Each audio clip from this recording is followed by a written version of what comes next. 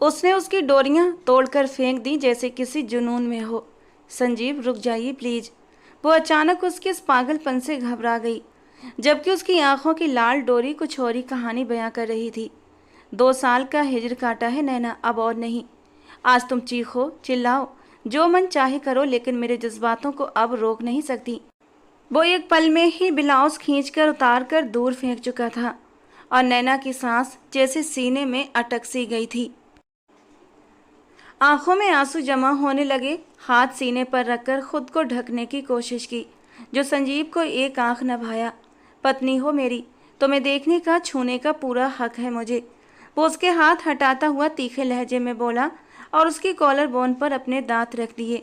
नैना की सिसकियां। आज फिर से कंपनी में इंटरव्यू देकर मायूस सी घर लौटी थी। नैना जानती थी कि ये जॉब भी उसे नहीं मिलेगी। इतनी कम पढ़ाई पर कोई भी कंपनी उसे जॉब देने को तैयार नहीं थी, जबकि घर में उसका इकलौता सहारा उसकी माँ थी, जो अब कैंसर की मरीज थी। पहले तो वो किसी भी तरह घर का खर्चा चला रही थी, लेकिन अब तो वो लंच बॉक्स भी तैयार नहीं कर पाती थी, क्योंकि अब उनके बस की बात नहीं रही थी। ऐसे में नैना और भी ज़्यादा परेशान हो गई थी। एक तरफ माँ थी और दूसरी तरफ उसकी पढ़ाई। अब तो उसने पढ़ाई को भी दिमाग से निकाल दिया था और पूरी तरह माँ की तरफ ध्यान देने लगी थी। माँ, आपने खाना खा लिया? वो चिंता से पूछ रही थी। अरे बेटा, खा लिया था, मेरी फिक्र ना किया कर नैना। वो उठकर बैठते हुए उदासी से बोली। माँ, आपने दवाई नहीं ली ना, इसीलिए तबीयत खराब हो रही है।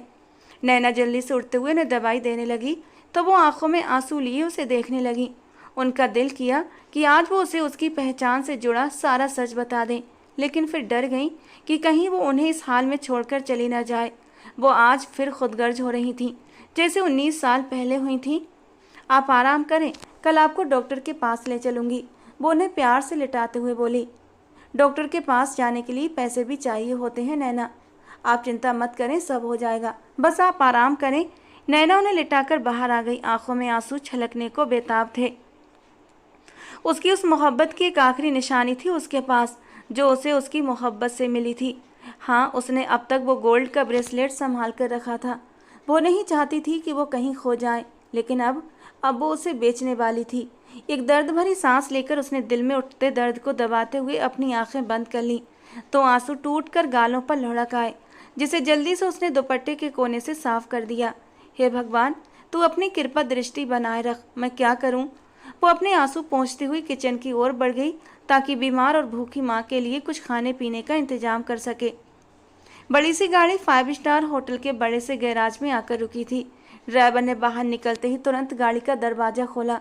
वो बड़े रौब से गाड़ी से बाहर निकलता, एक नज़र अपने आसपास डालता, ब्लैक चश्मे के पीछे से अपनी सेक्रेटरी और गार्ड को देखता और एक हाथ से कोट का बटन बंद करता हुआ होटल के अंदर दाखिल हुआ, जहां पूरा स्टाफ अलर्ट हो गया था। हाँ, जहां जहां से वो गुजर रहा था, अपनी पर्सनालिटी से सबको प्रभावित करता जा रहा था। वो इस दुनिया में रहने वाला एक ऐसा इंसान था जिसके अंदर एक पूरी दुनिया बसी थी। मोहब्बत में चोट खाया हुआ और मोहब्बत का जख्म खाया कोई और नहीं, वो संजीव मल्होत्रा था, जिसकी खूबसूरती और दिलकशी का हर कोई दीवाना था।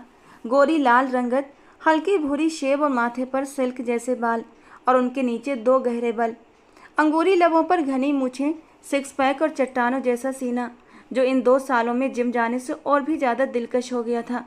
उसकी गर्दन के पीछे बना एक टैटू एक अल्फ़ाबेट था, जिसे अब ख़त्म कर दिया गया था। ऐसा ही एक टैटू उसके दिल के पास भी था। उसे भी बाद में संजीव मल्होत्रा ने बुरी तरह तबाह कर दिया था। वो अल्फ़ाबेट अब कहीं छिप गया था, लेकिन उसे मिटाने के बजाय वो उसे अपने जिस्म का नासूर बना चुका था। एक ऐसा जख्म जो सारी ज़िंदगी नहीं भरने वाला था। वो आज की मीटिंग्स और होटल में होने वाली इवेंट्स की डिटेल्स ले रहा था। पेपर वेट को घुमाता हुआ वो किसी और ही ख्याल में खोया हुआ था, लेकिन सेक्रेटरी द्वारा बताई गई हर बात उसे बर्ड्स बाई बर्ड्स याद थी। उसका आईक्यू लेवल बहुत तेज़ था। मिस्टर वीर, आखिरी वाली मीटिंग आज कैंसिल कर दो। जी सर। मिस्टर वीर हैरान हो गए, क्योंकि वो मीटिंग बहुत ज़्यादा इम्पोर्टेंट थी। अगर आज ना होती तो एक बहुत बड़ी डील हाथों से निकल जाती। एक बहुत बड़े बिजनेसमैन की बेटी का बर्थडे इवेंट था, जो स्पेशली तबानी होटल में रखा गया था। उसी सिलसिले में वो मीटिंग थी जिसे संजीव मल्होत्रा कैंसिल कर रहा था। कोई इशू है मिस्टर वीर?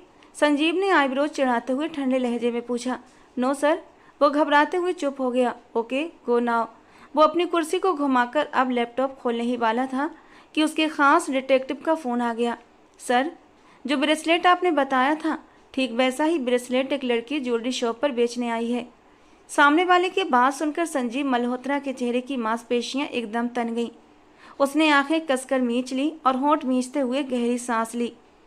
उस लड़की का पीछा करो और वो ब्रेसलेट तुरंत मुझे पहुंचाओ। अगला आदेश देते हुए उसने कॉल काट दी। अतीत का वो हिस्सा आज भी उसके दिल और दिमाग में पहले दिन की तरह ताज़ा था। एक पल के लिए भी वो उसे भूल नहीं पाया था, वो जो आज उसके प्यार की निशानी को बेचने चली आई थी। संजीव के दिल में कुछ बुरी तरह टूटा था। शायद वो भरोसा था जो इतने सालों से बना हुआ था कि शायद वो आज भी उससे प्यार करती है, और आज वो भरोसा टूट गया था। वो मजबूत इरादों वाला संजीव मल्होत्रा अंदर ही अंदर बिखर गया था। नैना अपनी माँ को अस्पताल से घर ले आई थी, जिनकी तबीयत रात को अचानक ही बिगड़ गई थी। कल जब वो मार्केट में ब्रेसलेट बेचने गई, तभी ठीक से दाम भी तय नहीं हो पाया था कि नोमा आंटी की कॉल आने लगी। वो उनकी बात सुनते ही ब्रेसलेट बेचे बिना मार्केट से निकलकर अस्पताल पहुंची, जहां नोमा आंटी का छोटा बेटा रजत उसकी मां को लेकर आया था। उसकी मां आईसीयू में थी। आपको उनकी देखभाल करनी चाहिए, उनके टेस्ट करवाकर इलाज शुरू करें, नहीं तो ये धीरे धीरे नहीं बल्कि बहुत जल्दी मौत के मुंह में चली जाएंगी। डॉक्टर की बात याद करते हुए नैना ने अपनी सिसकी दबाई और माँ की तरफ देखा, जो अब दवाइयों के असर से सो रही थी। आज उसे बहुत ज़्यादा अकेलेपन का एहसास हो रहा था। नैना अपने बाप की मौत के बाद घर की इकलौती बेटी होने के नाते वक्त से पहले बड़ी और समझदार हो गई थी। ना उसके पिता के किसी बहन भाई ने साथ दिया और ना ही माँ के। गरीबों के तो साए भी साथ छोड़ जाते हैं।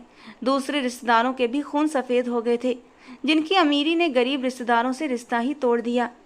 दादा जब तक जिंदा थे हर महीने कुछ न कुछ पैसे नैना की माँ को दे जाते, लेकिन उनकी मौत के बाद वो भी बंद हो गया। इन सब हालातों के चलते नैना को अपनी पढ़ाई जारी रखना बहुत मुश्किल लग रहा था। ऐसे में उनकी एक पड़ोसन थी नोमा आंटी, बहुत प्यारी और बहुत ही मिलनसार औरत थी। वो मुश्किल समय में जब अपनों ने भी साथ छोड़ा तो नोमा आंटी ने हर कदम पर उनका साथ दिया। अब वो अपनी गरीबी पर बैठी भगवान से शिकवा करने ही वाली थी कि दरवाजे की घंटी बजने पर चौंकी। उठकर दरवाज़ा खोला तो सामने ही नोमा आंटी को देखकर एक मुस्कान उसके लबों पर आई थी। गेहुआ रंग, तीखे नैन नक्श और चुंबकीय आंखें उसे सबसे अलग बनाती थीं, और जब वो हंसती थी उसकी आंखें भी मुस्कुराती थीं। अरे बेटा, थोड़ी देर हो गई आने में, अब कैसी है सुमित्रा? औपचारिकता के बाद बातचीत शुरू हुई।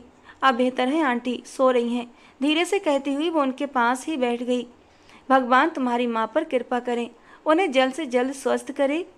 भगवान से प्रार्थना करते हुए वो भी उदास हो गई। कितने अच्छे थे तुम्हारे पापा, कितना ख्याल रखते थे तुम्हारी माँ का। उनके रहते आज तक सुमित्रा को कभी हल्का सा बुखार भी नहीं हुआ।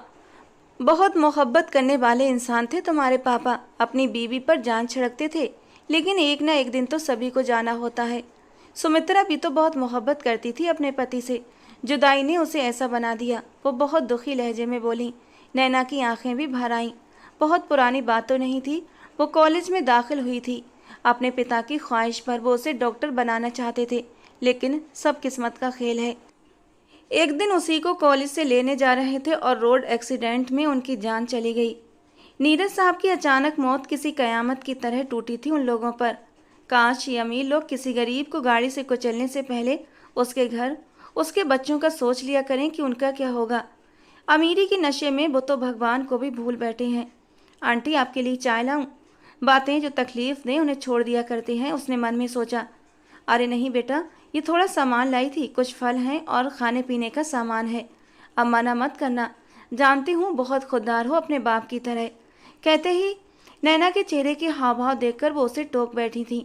नैना का सिर झुक गया। फिक्र मत करो बेटा, भगवान बहुत बड़ा है, वो जरूर कोई ना कोई रास्ता निकाल देगा। अरे मैं तो बताना ही भूल गई। उन्होंने माथे पर हाथ मारा। रजत से बात हुई थी मेरी, जहाँ वो काम करता है वहाँ तुम्हारी नौकरी के बारे में कहा था मैंने उससे। अच्छा आंटी, फिर क्या कहा रजत भैया ने? नैना उत्साहित हो उठी।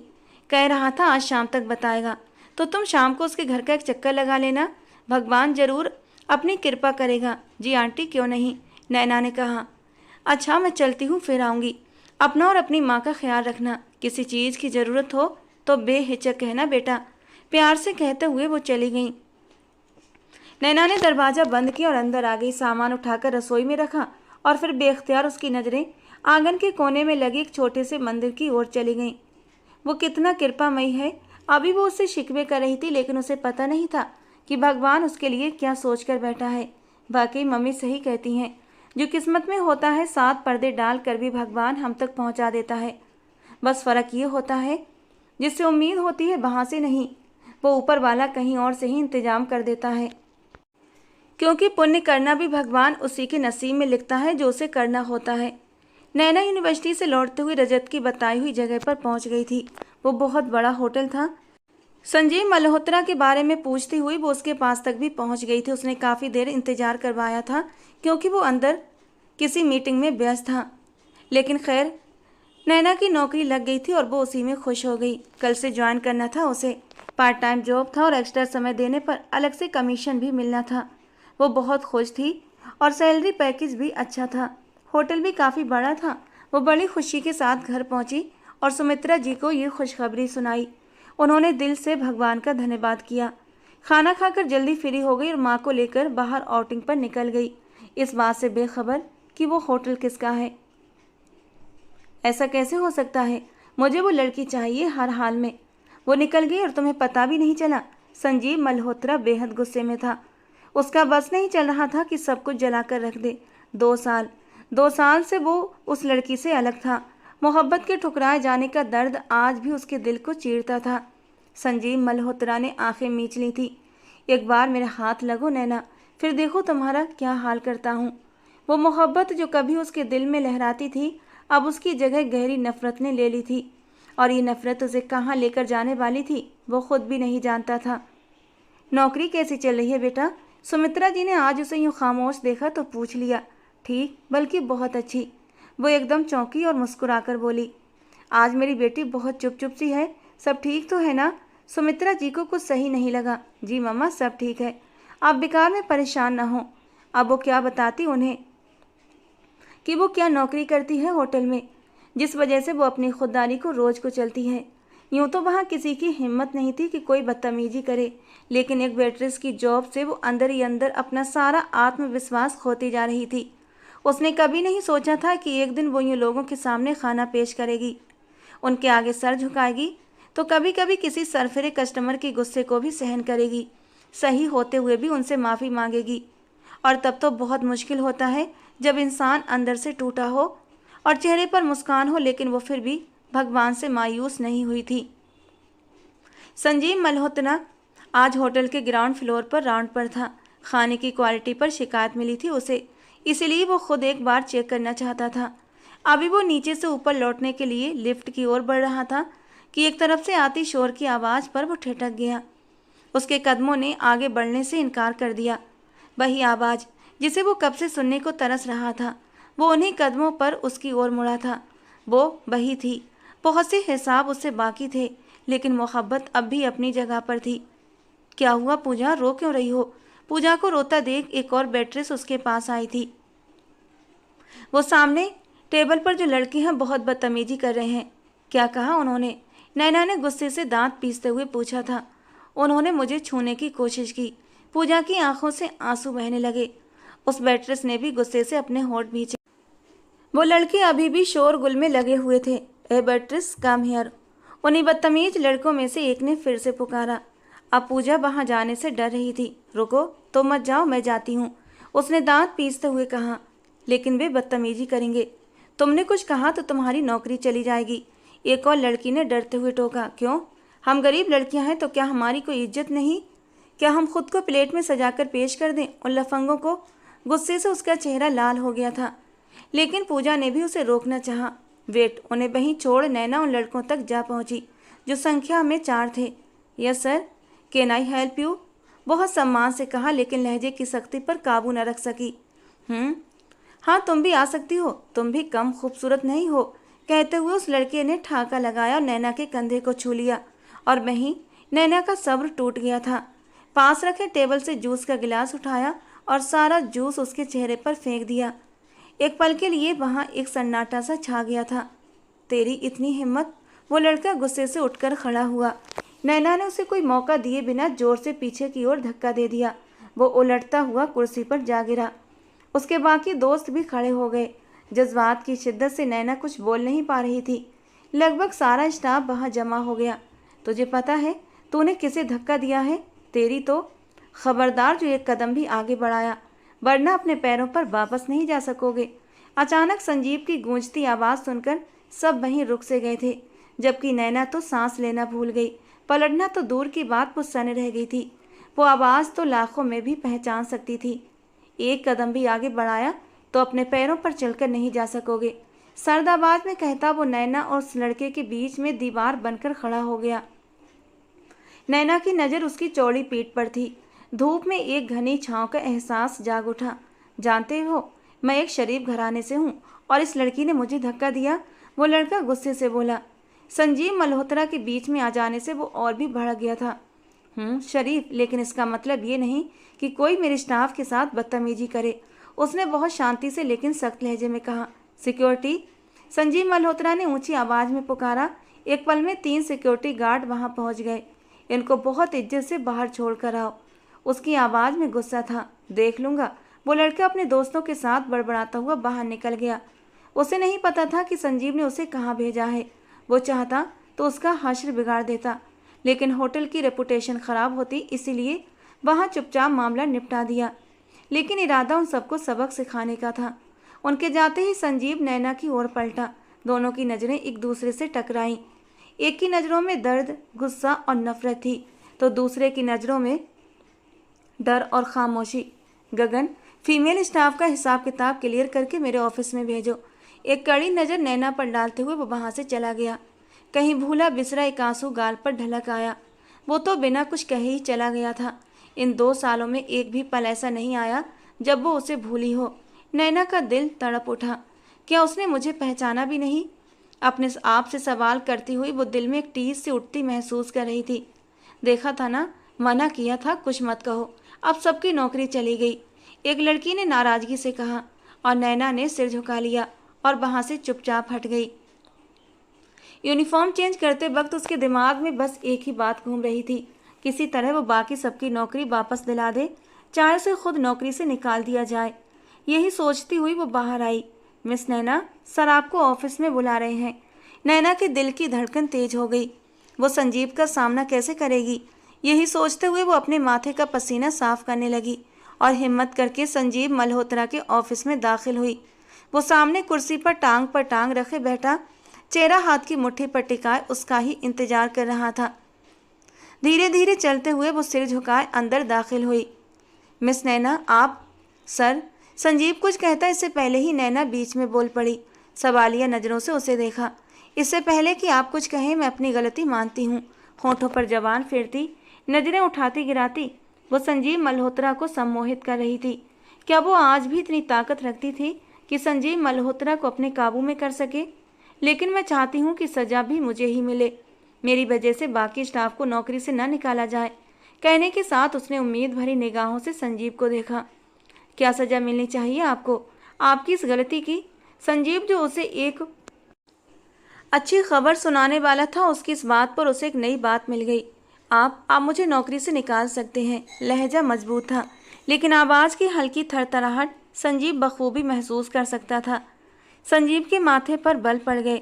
ये वो नैना नहीं थी, आत्मविश्वासी, निडर और दबंग सी नैना। ये तो कोई और ही थी। इन 2 सालों में वो कितनी बदल गई थी। संजीव सोच में ही रह गया। गहरी सांस छोड़ते हुए वो उठा और उसके करीब आ गया। बिल्कुल सामने खड़ा वो नैना की सांसों की हलचल महसूस कर रहा था। मन तो करता है कि तुम्हारी गलती की तुम्हें ऐसी सज़ा दूं कि दोबारा से तुम गलती को न दोहराओ। उसके अल्फाज नैना की सुनने की क्षमता से टकराए तो उसने पथराई नज़रों से उसे देखा। इतने करीब होकर भी वो उससे बहुत दूर था। पास वो आ नहीं सकता था और नज़दीक वो जा नहीं सकती थी। नैना की आंखों की नमी संजीव के पत्थर से दिल को कमज़ोर करने लगी। इससे पहले कि वो फिर से उसके जादू में जकड़ जाता, फौरन पीछे हटा। मिस नैना, वो क्या है कि मुझे लोगों को याद रखने की आदत नहीं और ना ही उनकी गलतियों को। लापरवाही से कहता हुआ वो अपनी सीट की ओर बढ़ा।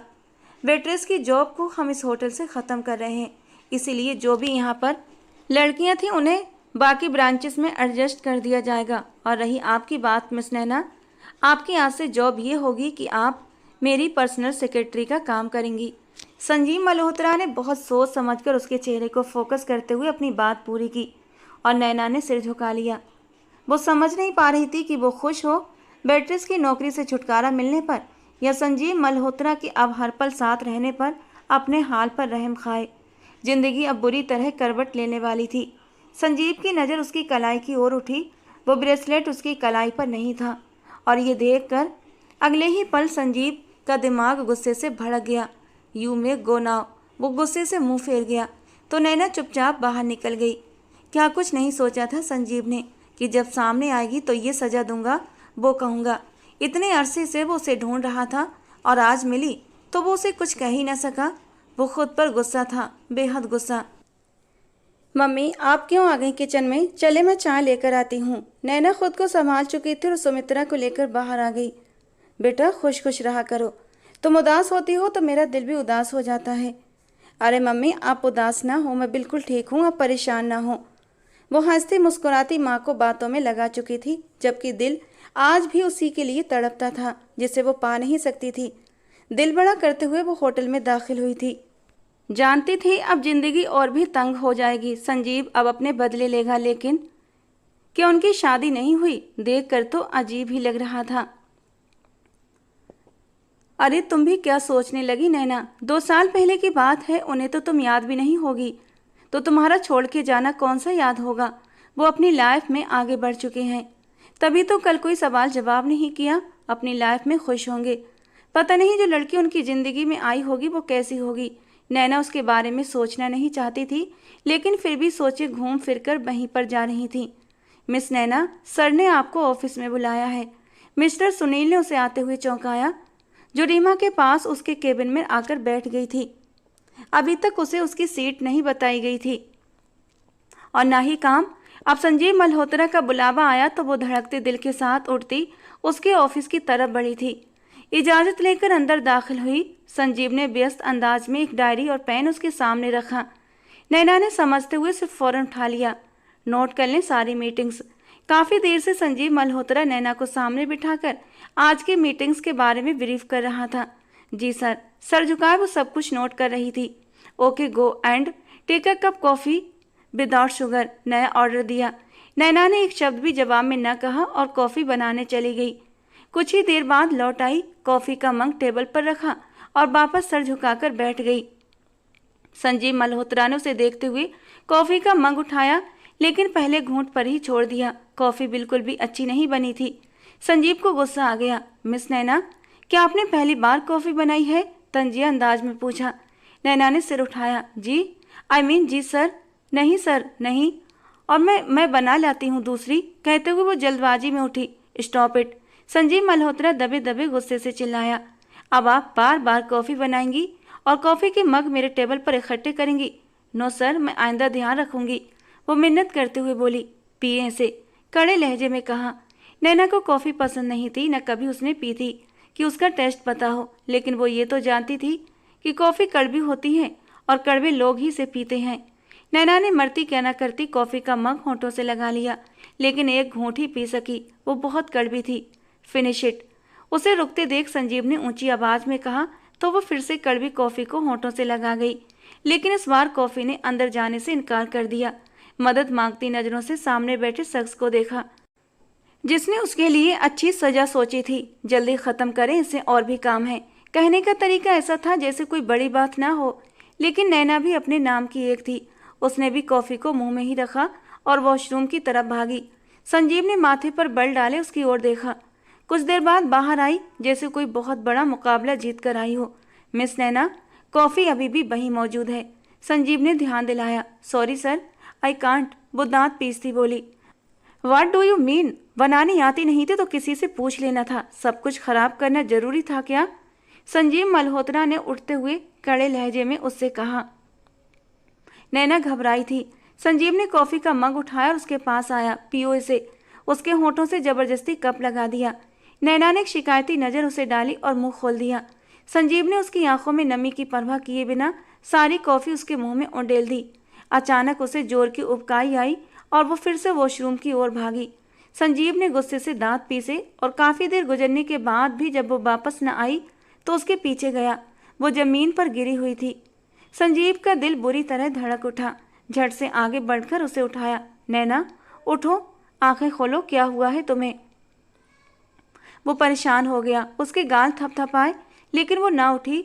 उसी चिंता में उसे उठाए वो बाहर आया और ऑफिस से संबंधित कमरे में उसे ले जाकर बेड पर लिटाया। नैना आंखें खोलो। उस पर पानी के कुछ बूंदे डाले तो वो हड़बड़ाई और धीरे से आंखें खोल दी। संजीव ने लंबी सांस बाहर छोड़ी। आंखें खोलते हुए संजीव को अपने ऊपर झुका पाया तो बुरी तरह करंट खाकर पीछे हटी और इस बात ने संजीव को और भी गुस्से में डाल दिया। क्या मसला है तुम्हारा? एक तो तुम्हारी मदद करो, ऊपर से तुम ऐसे बिहेव कर रही हो जैसे पता नहीं क्या कर दिया मैंने। संजीव मल्होत्रा ने उसे गुस्से में सुनाते हुए कहा, ये सब हुआ भी आपकी वजह से है। आपको पता है कि मुझे कॉफ़ी पसंद नहीं। एक घूंट कॉफ़ी ही मेरी तबीयत ख़राब करने के लिए काफ़ी है। आपने जानबूझकर। नैना की आंखें झिलमिला गईं, लेकिन लहजा सख्त था।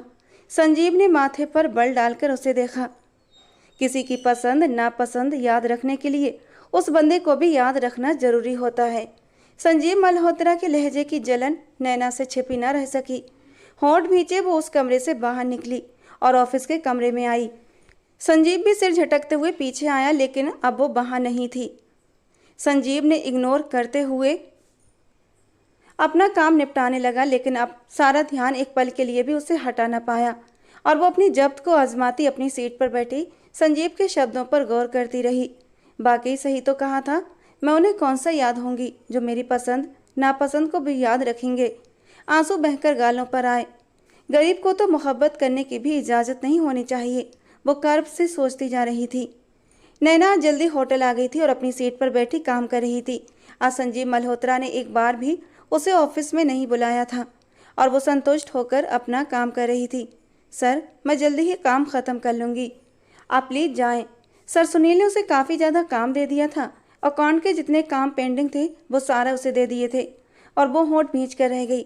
लेकिन साथ में सुनील उसके साथ समय भी बिताना चाहता था और काम करते लैपटॉप पर उसके हाथ पर अपना हाथ रखा तो नैना बिदक कर पीछे हटी। अरे मिस नैना, इतना घबरा क्यों रही हो? मिलकर करेंगे तो जल्दी हो जाएगा काम, थोड़ा करीब होते मोहब्बत भरे अंदाज में कहा। नहीं, आप जाएं, मैं कर लूँगी। अब की बार थोड़ा सख्ती से कहा तो वो लब गुस्से से भींचता हुआ वहाँ से हट गया। नैना ने सुकून का सांस लिया और वापस सीट पर बैठी और अपना काम शुरू कर दिया और इतना बिजी हो गई कि वक्त गुजरने का एहसास ही ना हुआ। टाइम देखा तो एहसास हुआ कि आज तो काफ़ी लेट हो गई थी। तुरंत काम समेटा और बाहर निकली। लगभग सभी जा चुके थे। प्यून ने भी 2 बार आकर उसे जाने को कहा था, लेकिन उसी ने काम की वजह से टाल दिया था और अब रात के 9 बज रहे थे तो उसे एहसास हुआ कि गलत किया जो इतनी देर तक रुकी रही। ऑटो का वेट करती वो सड़क पर खड़ी थी कि तभी एक गाड़ी उसके पास आकर रुकी। काफ़ी देर हो गई थी। टाइम देखता हुआ वो उठा, नैना के केबिन की ओर बढ़ा, लेकिन वो वहाँ नहीं थी। ये कहाँ चली गई? प्यून ने तो बताया था कि वो अभी तक काम में उलझी हुई है और इतनी जल्दी चली भी गई। संजीव मल्होत्रा परेशान हुआ। प्यून को बुलाकर पूछा, सर, मैम तो 10 मिनट हो गए निकल चुकी हैं। बहुत सम्मानित अंदाज में जवाब दिया। हद होती है, इसकी वजह से मैं यहाँ बैठा हूँ और ये मैडम निकल गई। संजीव मल्होत्रा गुस्से को कंट्रोल करते अपने ऑफिस की ओर बढ़ा और गाड़ी की कीज और मोबाइल उठाता हुआ बाहर निकला, जबकि चेहरे पर इंतहा की सख्ती थी। गाड़ी गैरेज से निकालते वो रोड पर आया। वो मोबाइल को चेक कर रही थी, जिसकी चार्जिंग भी अब ख़त्म हो गई थी कि इतने में गाड़ी पास आकर रुकी तो वो चौंकी। क्या हुआ मिस नैना, कोई प्रॉब्लम है?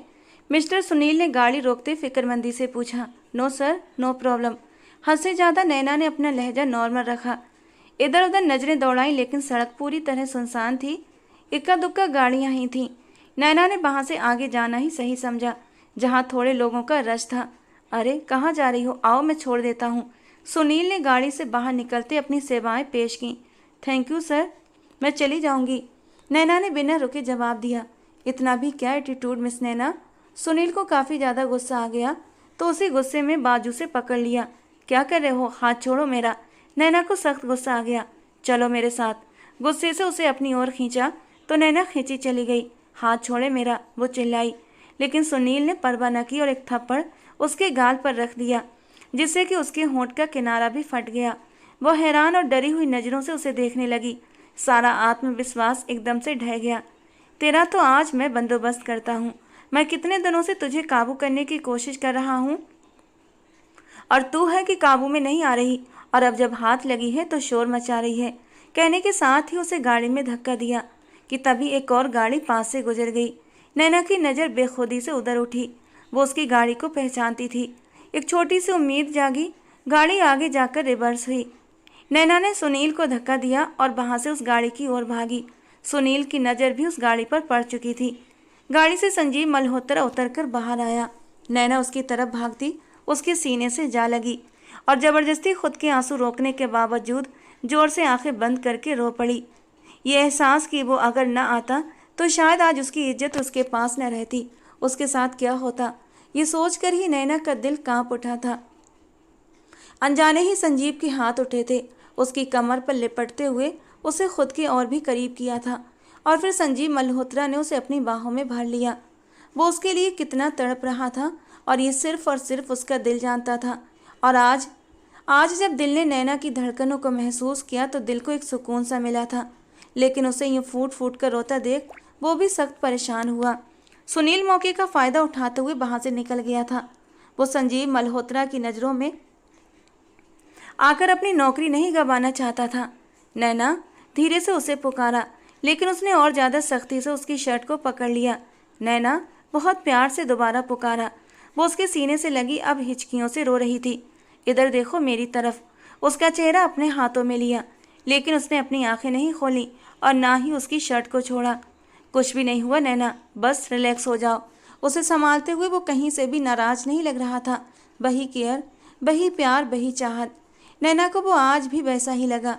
नैना को लेकर वो कार की ओर बढ़ा और उसे कार में बिठाया। खुद ड्राइविंग सीट पर बैठते हुए उसने कार स्टार्ट की। नैना ने गाल पर आए आंसू पोंछे और अपनी गोद में रखे हाथों पर नजर डाली। उसके हाथ अब भी कांप रहे थे। आंखें बंद करते हुए वो फिर से खुद पर काबू खोने लगी। नैना प्लीज चुप हो जाओ, कुछ भी नहीं हुआ, सब ठीक है। कार का मोड़ काटते हुए उसने नैना पर नजर डाली जो अब बाहर की ओर देख रही थी। अचानक से संजीव मल्होत्रा की नज़र उसके गाल पर जा टिकी जहां उसका गाल सूजा हुआ था। कार झटके से रोकी और उसका चेहरा अपनी ओर मोड़ा। ये क्या हुआ? आक्रामक अंदाज में पूछा। नैना की आंखें फिर से नम होने लगीं। कौन था वो? तुम जानती हो उसे? संजीव मल्होत्रा के सवाल ही ख़त्म नहीं हो रहे थे। नैना को समझ नहीं आ रहा था कि उसे सुनील के बारे में बताए या ना बताए। बताओ मुझे, संजीव मल्होत्रा गुस्से से बोला तो नैना ने घबराते हुए सर नामे हिला दिया। संजीव मल्होत्रा ने दांत पीसते हुए कार आगे बढ़ा दी। घर का पता बताओ, सपाट लहजे में कहते हुए वो नैना की रीढ़ की हड्डी में सनसनी दौड़ा गया। घबराते हुए उसने पता बताया। 2 साल पहले वो जिस घर में रहती थी उसे वो बेच चुके थे। अब नए घर का संजीव मल्होत्रा को पता नहीं था। घर के दरवाजे पर कार रोकी तो बेख्तियार नजरें संजीव मल्होत्रा पर जा ठहरी, जो सपाट अंदाज में सामने देखे जा रहा था। नैना ने कार का दरवाज़ा खोला। आगे से ध्यान रखना और टाइम पर घर आना, बिना उसकी तरफ देखे संजीदा अंदाज में कहा। नैना ने सिर झुकाया और बाहर निकल गई। उसके घर में एंटर होते ही संजीव ने कार आगे बढ़ा दी। वो नैना के झूठ बोलने पर सख्त गुस्से में था, जबकि उसने सुनील को देख लिया था। 2 दिन तक वो लीव पर रही। डर की वजह से उसकी तबीयत खराब हो गई थी, बुखार में तप रही थी। सुमित्रा जी के साथ अस्पताल जाते हुए वो खुद का चेकअप भी करवा आई थी और दवाइयाँ भी ले ली थीं। इन 2 दिनों में वो बहुत कुछ सोच चुकी थी। जब से संजीव मल्होत्रा उसकी ज़िंदगी में वापस लौटा था तब से ही वो बेचैन थी। और कल उसने फिर से संजीव की आंखों में अपने लिए उमड़ते जज्बात देखे थे और वो फिर से उन राहों पर चलना नहीं चाहती थी जिन राहों की कोई मंजिल नहीं थी। यही सब सोच सोचकर वो मानसिक तौर पर बुरी तरह डिस्टर्ब थी। इसलिए उसने फैसला कर लिया कि वो ये नौकरी छोड़ देगी और इस बात पर अमल करते हुए वो रिजाइन करने का इरादा करते हुए संतुष्ट हो गई। संजीव बेटा, एक बार ठंडे दिल से सोचो। रिया एक बहुत अच्छी लड़की है, उसे एक चांस तो दो। मिसेज नायरा ने बेटे को प्यार से समझाने की कोशिश की। ममा, आपसे पहले भी कह चुका हूँ, आज आखिरी बार कह रहा हूँ, कोई शादी वादी नहीं करनी मुझे। वो ऑफिस जाने के लिए तैयार हो रहा था, लेकिन उसकी माँ को उसका यूं अब तक शादी से इनकार चुभ रहा था। 2 साल पहले उन्होंने उस लड़की को संजीव की ज़िंदगी से निकाल दिया था ताकि वो मिडिल क्लास लड़की के प्यार के जाल से निकल सके। रिया उनके दोस्त की बेटी थी। वेल फैमिली से बिलोंग करती थी। रिया संजीव की दोस्त भी थी और मिसेज नायरा चाहती थी कि ये दोस्ती अब रिश्तेदारी में बदल जाए, पर संजीव की तरफ से ऐसा कुछ भी होता दिखाई नहीं दे रहा था। ये क्या है? नैना ने संजीव मल्होत्रा के सामने अपना रिजाइन लेटर रखा। मैं ये नौकरी छोड़ रही हूँ, बिना संजीव की ओर देखे संजीदगी से कहा। आंखों के लाल डोरे रात जागने का पता दे रहे थे। संजीव मल्होत्रा ने लेटर उठाकर पढ़ा और एक कहर की नज़र नैना पर डाली और लेटर फाड़ दिया। नैना हतप्रभ होकर संजीव मल्होत्रा को देखती रही। इस होटल में नौकरी शुरू करने से पहले यहाँ के कुछ नियम लगते हैं, तुमने पढ़े नहीं? पेपरवेट को घुमाता वो रहस्यमयी अंदाज में बोला। तो क्या मतलब? नैना को कुछ ठीक न लगा। तुम ये जॉब 6 महीने से पहले नहीं छोड़ सकती किसी भी हालत में, और अगर छोड़ोगी तो रूल्स के मुताबिक तुम्हें 10 लाख जमा करने होंगे। उठकर उसके पास आता वो उसकी जान निकाल चुका था। ऐसा नहीं लिखा था कॉन्ट्रैक्ट में। नैना को वो कॉन्ट्रैक्ट याद आया। हलक तर करती वो बोली। इंटरकॉम पे मिस्टर मेहता को अंदर बुलाया और कॉन्ट्रैक्ट के पेपर मंगवाए, जिन्हें पढ़कर नैना के 14 तबक रोशन हो गए। वो सब धोखा था। वो जान गई थी संजीव उसे फंसा रहा था। आप सही नहीं कर रहे, आपने ये झूठे पेपर्स। लहजा नम हुआ। हाँ जानता हूँ, लेकिन तुम प्रूफ नहीं कर सकोगी। बदले के लिए आप इतना गिर जाओगे सोचा नहीं था। गिरे हुए लोगों के लिए अगर थोड़ा सा गिरना पड़े तो कोई मजाक नहीं। उसी के अंदाज में जवाब दिया। नैना ने सख्त नज़रों से संजीव मल्होत्रा को देखा। ठीक है, 6 महीने की बात है ना, मैं करूँगी। आप कर लें जो करना है अपने अहम की तसल्ली के लिए। आप जो मुझे तकलीफ़ पहुँचाना चाहते हैं पहुँचा लें। आपके अंदर के मर्द को शांति आ जाएगी। शांति की बात तो तुम ना ही करो नैना। गुस्से से उसके पास आता उसके बाजू को जकड़े दांत पीसते हुए वो बोला था। मेरी शांति बर्बाद करके जिस तरह तुम सुकून और शांति से रह रही थी ना, आईश्वर बर्बाद न कर दिया तुम्हें तो कहना। उसके शब्दों में कितना जहर भरा था। नैना तो बस देखती रह गई। आज वो एक नए संजीव मल्होत्रा से मिल रही थी जो सिर्फ नफरत करना जानता था। इंटरकॉम बजा तो नज़रों के घेरे में उसे लिए इंटरकॉम की ओर बढ़ा। सर, मिस रिया आई हैं आपसे मिलने। ओके भेज दो, कहते हुए वो नैना की ओर मुड़ा। आउट फ्रॉम माई रूम, सख्ती से कहता वो नैना की इंसल्ट कर गया। इतने में रिया अंदर दाखिल हुई थी। हाय संजीव, हाउ आर यू? बहुत मॉडर्न ड्रेस और अंदाज में कहती वो संजीव मल्होत्रा की ओर बढ़ी और संजीव मल्होत्रा से गले भी मिली। संजीव मल्होत्रा भी उससे मुस्कुराकर मिला था। How are you dear? Just wait a second. Riya को एक्सक्यूज करता वो नैना की ओर मुड़ा। Miss Naina, please take 2 cup of coffee. Naina को कहता वो रिया की ओर ध्यान लगाने लगा और नैना का इंसल्ट के मारे चेहरा लाल हो गया। झटके से मुड़ती वो रूम से बाहर निकल गई। उसके जाते ही जो स्माइल संजीव मल्होत्रा के लबों पर थी वो एकदम कहीं जा सोई। Riya, be within your limits next time, this is your last warning. अत्यधिक सपाट लहजे में कहता वो रिया को ठिठका गया, लेकिन रिया ने कोई आर्ग्यू नहीं किया। संजीव मल्होत्रा जैसा फास्ट बंदा किसको किस समय कैंसल्ट करके रख दे, कोई कुछ नहीं कह सकता था। कुछ ही देर में नैना कॉफ़ी के 2 मग ले आई और उन्हें पेश किया। उसकी आंखों की नमी संजीव मल्होत्रा की आंखों से छुपी नहीं रह सकी। कॉफ़ी का मंग रखते वो पलटने लगी थी कि उसका हाथ कॉफ़ी के मंग को लग गया और कॉफ़ी छलकी और रिया की ड्रेस को ख़राब कर गई। ओहो, ये क्या किया तुमने इडियट गर्ल? रिया ने उठते हुए गुस्से से ड्रेस को साफ करते हुए कहा। सॉरी, गलती से हाथ लग गया। नैना घबराई। इडियट, यू यूजलेस गर्ल, मेरी सारी ड्रेस ख़राब कर दी। Sorry ma'am. नैना ने रुंधे हुए लहजे में फिर से सॉरी कहा। What sorry? जानती भी हो कितने की ड्रेस है ये? कभी देखी हो तो पता हो ना। रिया ने नैना की अच्छी खासी इंसल्ट कर दी। नैना ने एक शिकवा भरी नज़र चुपचाप बैठे संजीव पर डाली जो एकटक उसे ही देखे जा रहा था। सॉरी, एक बार फिर से कहते हुए वो पलटी। अंधी कहीं की चीप गर्ल, रिया ने दांत पीसते हुए कहा। रिया, ये जो छोटे लोग होते हैं ना, इनका काम यही होता है, इनके मुंह नहीं लगना चाहिए। संजीव मल्होत्रा के शब्द नैना को किसी तीर की तरह लगे। उसके जाते कदम थमे और गहरी सांस छोड़ते हुए वो वापस पलटी। यू राइट संजीव, घटिया लोगों की निशानी यही होती है। फायर दिस यूजलेस गर्ल, रिया ने भी तिरछा मुंह बनाते हुए कहा। 1 मिनट। नैना की गुस्से से भरी आवाज़ सुनाई दी और आगे बढ़ती वो रिया के पास आई। एक कहर भरी आड़ी नज़र संजीव मल्होत्रा पर डाली जो बिना किसी असर के अब भी चेयर से टेक लगाए उसे ही देख रहा था। पास पड़ी कॉफ़ी का मग उठाया और जो कॉफ़ी बची थी पूरा मग वो रिया के मुंह पर उछाल दिया। वो तो कॉफ़ी कुछ हद तक ठंडी हो गई थी, वरना उसका मुंह जल जाना था।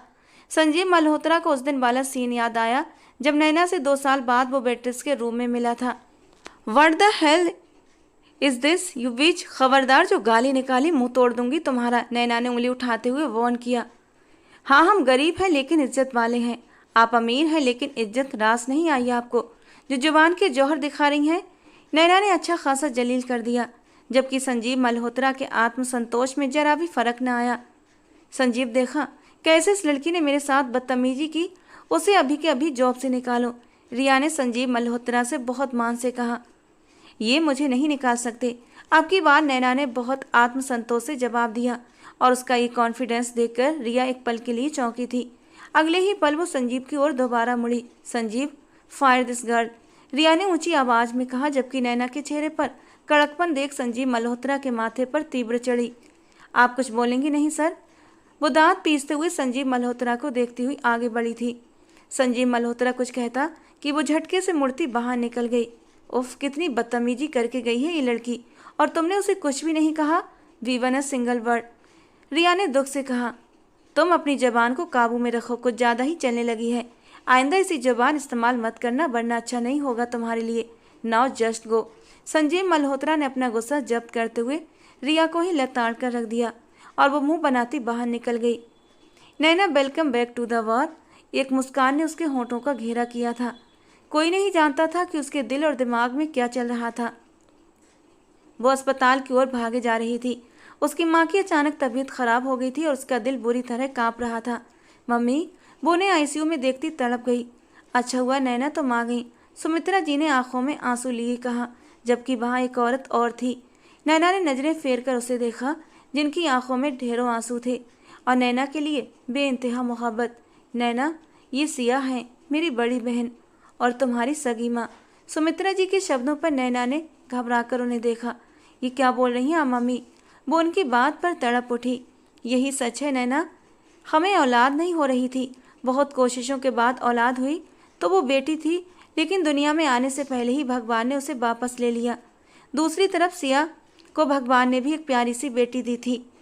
उनकी एक बेटी पहले से भी थी, इसीलिए मैंने और तुम्हारे पापा ने सोचा कि तुम्हें उनसे छीन लेते हैं, और फिर हमने तुम्हें अगवा कर लिया और हम शहर बदलकर यहाँ से चले गए। लेकिन किस्मत हमें वापस यहीं ले आई। 19 साल हमने तुम्हें तुम्हारे माँ बाप से दूर रखा।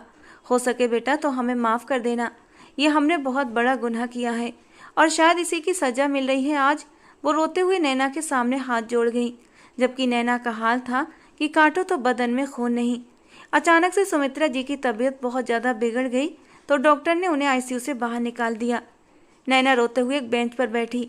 आज एक बहुत बड़ी हकीकत का खुलासा हुआ था उस पर, जिसे वो चाह कर भी नहीं झुठला पा रही थी। सिया ने उसके कंधे पर हाथ रखा, उसका रुख अपनी ओर मोड़ा तो वो उन्हें देखने लगी। उन्होंने अपनी बाहें खोली तो नैना उनके गले लग गई। आज इतने अरसे बाद मिसेज सिया की ममता को सुकून मिला था। कहाँ कहाँ नहीं ढूंढा था उन्होंने नैना को, लेकिन आज खुद सुमित्रा ने एक अनजान नंबर से उन्हें कॉल लगाई थी और अस्पताल का एड्रेस देते हुए उन्हें अस्पताल में बुलाया। सिया के पति जिंदा नहीं थे, वो अकेले ही अस्पताल पहुंची थी। शायद भगवान को उनके हाल पर दया आ गई थी, जो उन्होंने उनकी बेटी को उनके हवाले कर दिया। सुमित्रा जी के अचानक निधन पर नैना बुरी तरह रोई थी। उसे यकीन नहीं आ रहा था कि उसकी माँ उसे छोड़कर चली गई। उनकी मौत को आज तीसरा दिन था और 3 दिन से लगातार मिसेस सिया उसके पास ही रुकी हुई थी। ना उन्होंने उसे साथ चलने के लिए कहा और न वो खुद वहाँ से गई थी। हाँ, ये जरूर था कि एक बड़ी गाड़ी रोजाना आती और फिर वापस चली जाती। नैना तो उनसे ये तक नहीं पूछ सकी कि उसके पापा भी हैं या नहीं। नैना के नंबर पर ऑफिस से कॉल आ रही थी, जिसे उसने काट दिया। वो अंदर आई तो मिसेस सिया की हालत को अचानक खराब होते देखकर घबराई थी। शायद उनका बीपी डाउन हो गया था। नैना तुरंत उनकी ओर बढ़ी। आपको अपने घर वापस चले जाना चाहिए, नैना ने ठहरे हुए लहजे में कहा। मैंने आपको छोड़ के जाना होता तो अब तक जा चुकी होती नैना। आप मेरे साथ चलेंगी और तभी मैं अपने घर जाऊंगी, वरना नहीं, वो अटल लहजे में बोली। किसने मिस नैना को लीव अप्रूव की? 3 दिन के लिए संजीव मल्होत्रा बाहर देश गया हुआ था और नैना 3 दिन से काम पर नहीं आ रही थी। वो आज ही लौटा था और उसे नैना की गैर हाजिरी का पता चला। सख्त गुस्से में भरा बैठा था। सर, मेहता सर ने फ़ोन किया था और बताया था कि वो कुछ दिनों के लिए ऑफिस नहीं आएंगी। महेश ने फौरन सफाई दी। अब किसी भी वर्कर को छुट्टी ऐसे दी जाएगी? तीखे अंदाज में पूछा। सर, उनकी माँ की डेथ हो गई थी, धीमे लहजे में कहा। व्हाट, ये कब हुआ? संजीव मल्होत्रा एकदम से उठते हुए बोला। सर, 3 दिन हो गए हैं। ठीक है, तुम जाओ। महेश को भेजकर वो नैना के बारे में सोचने लगा। उसके लिए उसे बुरा लग रहा था। एक बार मिला था उनसे। नैना को बिना पता लगे वो उसकी उन्हीं टाइम में उसके घर गया था, जो अब तक राज ही था। मोबाइल उठाया उसे फ़ोन करने के लिए, लेकिन कुछ सोचकर खुद ही उठा और कीज उठाता बाहर निकला। उसे जाना ज़्यादा बेहतर लगा था, ना कि फ़ोन करना मुनासिब लगा। आप यहाँ से चली जाएं, मैं आपके साथ कहीं भी नहीं जाऊँगी, नैना ने मजबूत लहजे में कहा। अगर आपको ऐसा लगता है कि यहाँ रहकर आप मुझे अपने साथ ले जाने में सफल हो जाएंगी, तो ये आपकी भूल है। मैं अपने माँ बाप का घर छोड़कर आपके साथ हरगिज नहीं जाऊँगी, अटल लहजे में कहते हुए वो सिया को सख्त मुश्किल में डाल गई। नोमा ने उसे इतना समझाया, लेकिन वो एक ही जिद लगाए बैठी थी कि वो सिया से कोई रिश्ता नहीं रखना चाहती। नैना, मैं तुम्हारी माँ हूँ, तुम ऐसे कैसे कर सकती हो मेरे साथ? सिया ने दुखी अंदाज में कहा। मुझसे उम्मीद मत लगाइए प्लीज़, मैं आपकी किसी उम्मीद पर पूरा नहीं उतर सकूंगी, इसलिए मेहरबानी करें और जाएं यहाँ से, करख्त लहजे में कहा और दरवाजे की ओर बढ़ गई। संभाले खुद को। पीछे से नोमा की आवाज़ आई तो नैना एकदम पीछे पलटी। सिया को बेहोश होते गिरते देख फौरन सबसे पहले उनके पास पहुंची। आंखें खोलें, क्या हुआ है आपको? नैना बहुत ज़्यादा घबराई। नैना, सब तुम्हारी बेवजह की जिद की वजह से हो रहा है। सगी माँ है ये तुम्हारी, कितना तड़पी होगी, और तुम आज भी उन्हें खुद से दूर रख रही हो। एक माँ को तो खो ही चुकी हो, क्या अब इन्हें भी खोना चाहती हो? नोमा ने नम लहजे में कहा और उसके जमीर को झंझोड़ा। नहीं, उन्हें कुछ नहीं होगा। फौरन नोमा के सहारे उन्हें उठाती मुश्किल से बाहर गाड़ी तक ले आई। ये उनकी ही गाड़ी थी। जब से वो यहाँ थी वो ड्राइवर गाड़ी समेत यहीं था। शायद उसे ऑर्डर था, इसीलिए वो बहुत तत्परता से ड्यूटी दे रहा था, और नैना समझती थी कि वो वापस लौट जाता है। सिया को उनके सहारे बाहर आता देख वो फौरन लपका। ये बेहोश हो गई हैं, अस्पताल लेकर जाना है, जल्दी करें, नैना ने जल्दबाजी में कहा। तो वो उनकी मदद करते हुए सिया को गाड़ी में डालने लगा और गाड़ी को अस्पताल की ओर मोड़ दिया। नैना भी साथ थी, जबकि नोमा साथ नहीं गई थी। गाड़ी के जाने के बाद नैना के घर को ताला लगा रही थी कि उसी समय संजीव मल्होत्रा वहां पहुंचा। ये यहाँ ताला क्यों लगा रही हैं आप? नैना कहाँ है? गाड़ी से उतरते हुए किसी डर के तहत बिना हाय हेलो के बगैर पूछा। बेटा, नैना अपनी माँ को लेकर अस्पताल गई है, नोमा ने धीरे शब्दों में कहा। अस्पताल? माँ को लेकर? अगर मैं गलत नहीं तो मुझे तो ये बताया गया है कि उनकी मदर की डेथ हो गई है, संजीव ने हैरानी से पूछा। हाँ बेटा, सुमित्रा की डेथ हो गई है। बहुत अच्छी औरत थी, लेकिन वो नैना की सगी माँ नहीं थी, बल्कि मौसी थी। इतना कहते हुए उन्हें एहसास हुआ कि सारी जानकारी देती जा रही हैं, इसलिए खामोश हो गई। पूछ तो लें कि आखिर ये है कौन? वो कुछ पूछती कि संजीव मल्होत्रा का मोबाइल बजने लगा। वो कॉल उठाता साइड पर हो गया और फिर वापस पलटकर उनसे अस्पताल का एड्रेस लेते हुए अस्पताल के लिए निकल पड़ा, जहां उसके लिए एक और बहुत बड़ा सरप्राइज तैयार था। जैसे ही वो अस्पताल पहुंचा, उसे एक वार्ड में नैना दिखी। वो बिना समय बर्बाद किए उसकी ओर बढ़ा। उसे इस हाल में देखकर वो खुद पर काबू न रख सका और उसके पास जा पहुंचा। नैना, धीरे से उसे पुकारा तो वो उसकी ओर पलटी, हैरानी से संजीव मल्होत्रा की ओर देखने लगी। तुम ठीक हो? लहजे में फिक्रमंदी थी। आप यहाँ कैसे? नैना हैरान हुई। घर गया था तुम्हारे, वहाँ पता चला। सिया आंटी, आप यहाँ? अचानक से संजीव की नज़र बेड पर लेटी सिया पर जा ठहरी। आप दोनों एक दूसरे को जानते हैं? उन्होंने हैरानी से पूछा। जी, एक दूसरे को पसंद करते हैं। इससे पहले कि नैना जवाब देती, संजीव बोल पड़ा। नैना ने उसे घूरा। रिया की माँ है ये, और तुम्हारी? संजीव ने भौं चढ़ाते हुए पूछा। संजीव, नैना मेरी बेटी है। सिया के लहजे में प्यार ही प्यार था, और इस पल संजीव ने बेयकीनी से नैना की ओर देखा, जो सिर झटक गई। ऐसा नामुमकिन है संजीव, अगर मैं वहाँ गई तो रिया का रिश्ता लेकर जाऊंगी, उस गुमशुदा लड़की का नहीं। जाने कहाँ पली बड़ी है, और अब 18 साल बाद वापस आ गई, और तुम्हारा दिल भी उसी पर आ गया। मिसेज नायरा भड़क गई थी। मम्मा, अगर आप चाहती हैं कि मैं शादी करूं तो आपको जाना होगा, वरना अब मैं ये देश छोड़कर हमेशा हमेशा के लिए चला जाऊंगा, और आई श्योर वापस नहीं आऊँगा। संजीव ने सख्त लहजे में धमकी दी, और अगर उन्होंने इनकार कर दिया तो आखिरी हथियार अपनाया। इनकार तो दूर की बात है, अगले हफ्ते की शादी की डेट फिक्स करके आइएगा आप, अब इंतजार नहीं होता। वो भी खुरदरे लहजे में बात करता हुआ आगे की ओर बढ़ गया और फिर नायरा को मजबूरन सिया के घर नैना का रिश्ता लेकर जाना पड़ा और सामने उसी लड़की को देखकर उनके पैरों तले से जमीन निकल गई। तुम? वो हैरान हुई। नैना उन्हें देखती हुई उनके करीब आई। क्या हुआ? मुझे तो लगा आप भूल गई होंगी, पर मैं तो आपको याद रह गई। नैना तल्ख हो गई। मतलब तुमने संजीव का पीछा नहीं छोड़ा? वो नफरत से बोली। मैंने या आपके बेटे ने? नैना ने गुस्से से कहा। आपने झूठ बोला मुझसे। बेटी का घर बचाना था आपको। संजीव की बहन की नैना से शादी होनी थी, कुछ ऐसा ही कहा था ना आपने? वास्ते दिए थे मुझे। नहीं, आपने दो प्यार करने वालों को जुदा कर दिया था। गुनाह किया था आपने। नैना की आंखें नम हो गईं। नायरा, आपको यहाँ नहीं आना चाहिए था, सिया ने होंठ भींचते हुए कहा। संजीव की ख्वाहिश पर आई हूँ। वो आज भी इसी लड़की का दीवाना है और देख लो उनकी दीवानगी। कितना वक्त गुजर जाने के बाद भी भगवान ने कैसे इन दोनों को फिर से मिला दिया। नायरा गहरा सांस भरकर रह गई। हाँ, ये तो है, जज्बे सच्चे हों तो मंजिल मिल ही जाती है। सिया ने नैना का हाथ थामे प्यार से कहा, फिर संजीव के लिए नैना का हाथ दे दिया ताकि मैं अपने बेटे के आगे सिर झुका सकूं। वो अफसोस भरे लहजे में बोली, मुझे कोई आपत्ति नहीं अगर नैना राजी है तो। सिया ने नैना की ओर देखते हुए कहा, मुझे अब इस रिश्ते में कोई दिलचस्पी नहीं। नैना दिल पर पत्थर रखे कहकर वहां से जा चुकी थी। सिया ने नायरा जी के कंधे पर हाथ रखा और गहरा सांस लिया। जान से जाओगी नैना? अगर सब कुछ भूल के हाथ आगे बढ़ा रहा हूँ तो कदम पीछे नहीं ले सकती तुम। वो फ़ोन पर भड़क रहा था। मैं अपनी ज़िंदगी का फैसला अपनी मर्जी से करने में आज़ाद हूँ संजीव मल्होत्रा। वो भी गुस्से से भड़क उठी। नैना, मैं अभी आ रहा हूँ। संजीव का खून खौलने लगा था। क्यों? नैना घबराई। रात के 10 बज रहे थे और वो तुम्हारा दिमाग ठिकाने लगाने। संजीव ने गुस्से के आलम में बोला। नहीं, आप नहीं आएंगे। मैं तो मजाक कर रही थी। नैना जल्दी से बोली। व्हाट? हाँ, वो आपने इतना मुझे तंग किया। वो गंदी कड़वी कॉफ़ी भी पिलाई, मेरे सामने आकर नफरत का दम भी भरा, तो मैंने थोड़ी सी सज़ा दी है आपको। नैना की आवाज़ धीमी हो गई। तुम्हारी सज़ा की तो ऐसी की तैसी। अब तुमसे शादी के बाद हिसाब करूँगा। संजीव मल्होत्रा ने खुद पर काबू करते हुए कॉल काट दी। अगर आपने कुछ भी उल्टा सीधा करने का सोचा तो मैंने इनकार कर देना है। उसे मैसेज करते हुए वो अब घबरा रही थी। ये तो अब सुहाग रात को ही बताऊंगा। एक तरफ नैना की जान निकली हुई थी तो दूसरी तरफ संजीव मल्होत्रा शांत होता मुस्कुराकर आंखें बंद कर गया। दुल्हन बनी बैठी वो संजीव का इंतजार करती अपनी उंगलियां मरोड़ रही थी। जाने वो क्या करेगा। दरवाजा खुलने की आवाज़ पर वो चौंकी।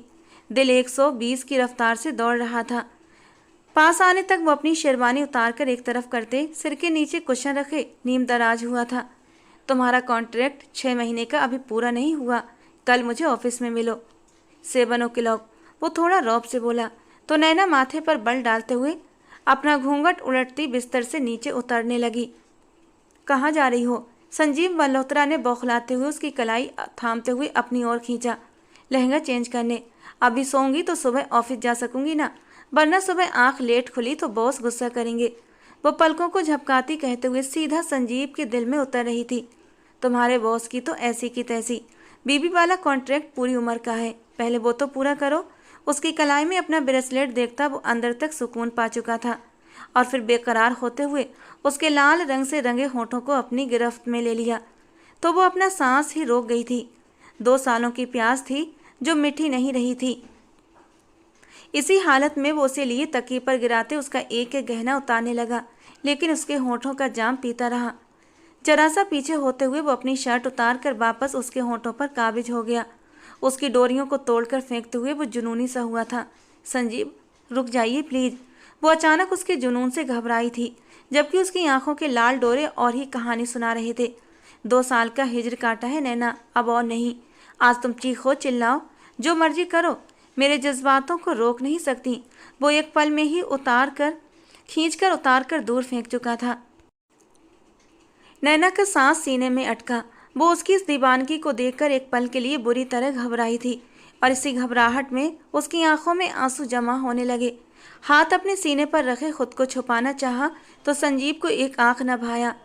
बीबी हो मेरी, तुम्हें देखने का छूने का पूरा हक है मुझे। वो उसके बाजू हटाता शिद्दत से बोलते हुए उसकी ब्यूटी बोन पर अपने दांत रख गया। नैना की सिसकियां और रोना सुनते हुए वो अचानक पीछे हटा। अरे क्या हुआ? वो घबराया था। मुझे घर जाना है।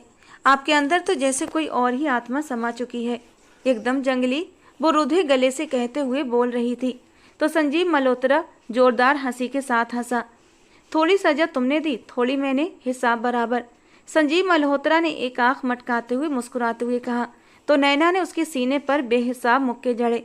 डरा के रख दिया था मुझे, जान निकल रही थी मेरी। वो उसके सीने में मुंह छुपाते हुए रोई। तुमने भी तो उस दिन मेरी जान निकाली थी, और तुम्हारी जान तो अब मैं निकालूंगा। संजीव मल्होत्रा ने कहते हुए लाइट्स ऑफ कर दी और बहुत मोहब्बत से उस पर साया बनकर छा गया। लेकिन इस बार वो बहुत नरम और मोहब्बत से उस पर छा रहा था कि नैना के चेहरे पर एक सुकून भरी मुस्कान छा गई थी। सच कहते हैं, मोहब्बत सच्ची हो, जज्बात पवित्र हों तो कोई कितना भी जोर लगा ले, मोहब्बत वाले मिलकर ही रहते हैं।